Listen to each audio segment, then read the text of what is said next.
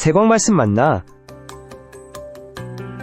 하나님의 말씀은 당신을 더 아름답고 풍요롭게 그리고 성장케 합니다.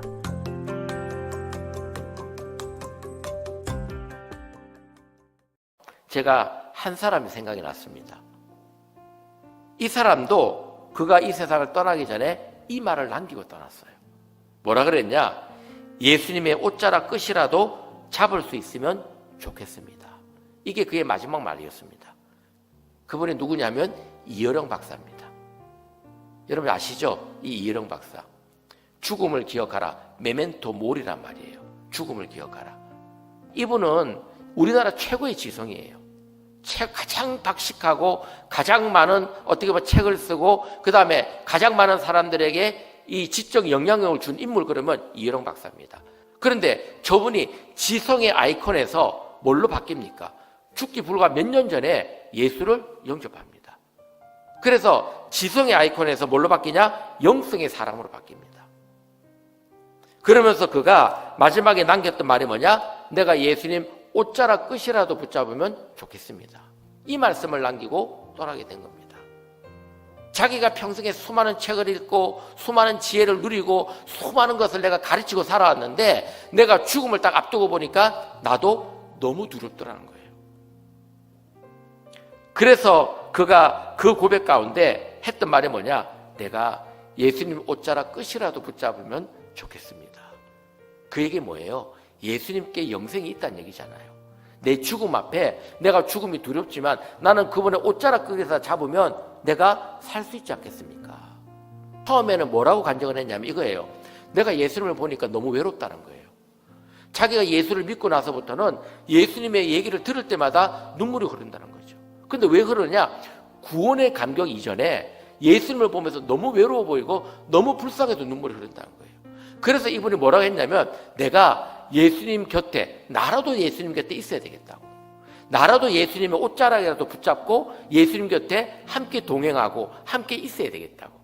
그 얘기를 원래 처음에 했던 간증이었습니다. 그런데 이 간증이 나중에 점점점 바뀌어 나갑니다. 왜냐하면 자기 죽음에 대한 두려움이 찾아오면서 예수님 옷자락을 잡는다는 거지. 처음에는 내가 예수님과 함께하고 내가 예수님과 동행하겠다는, 내가 예수님 불쌍한 예수님 곁에 있어주겠다는 그 마음으로 붙잡겠다 했는데 나중에 사실 알고 봤더니 그 붙잡는 결국에는 뭐예요? 자기 죽음에 대한 극복이었다는 거예요. 결국에는 이 혈루증 앓는 여인이 부러웠던 겁니다. 그 믿음을 내가 갖고 있어야, 그 믿음을 내가 갖고 있었는데 이 죽음을 내가 극복하고 하나님 나라 영원한 세계로 내가 들어가지 않겠는가.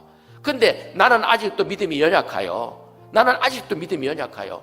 예수님을 온전히 내가 끌어안지 못하는데 그분의 옷자락만이라도 내가 붙들고 있다면 내가 그분을 따라, 그분이 가는 길을 따라 함께 동행하며 그 나라에 들어갈 수 있지 않겠는가. 그 고백으로 진화돼 나간 겁니다. 그 고백으로. 오늘 이 혈우병을 앓는 여인을 보면서 이 이어령 교수가 이 여인을 2000년 전에 있었던 정말 어떻게 보면 아무것도 아닌 여인일 거예요.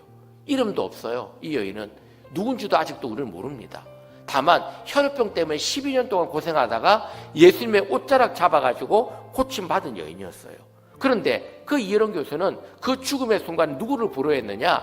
자기의 수많은 지식과 지혜를 자랑한 것이 아니라 그 2000년 전에 이름도 없고 빛도 없는 그 여인을 부러워하며 그는 마지막 죽음을 맞이했다는 것입니다. 왜 그럴까요? 그 여인이 위대해서? 그 여인이 많이 배워서? 그 여인이 무슨 대단한 재산가라서? 아니지 않습니까? 그 여인이 가르친 건 딱 하나입니다. 예수님의 옷자락을 잡아라. 예수님의 옷자락이라도 잡아라. 그걸 우리에게 가르친 겁니다.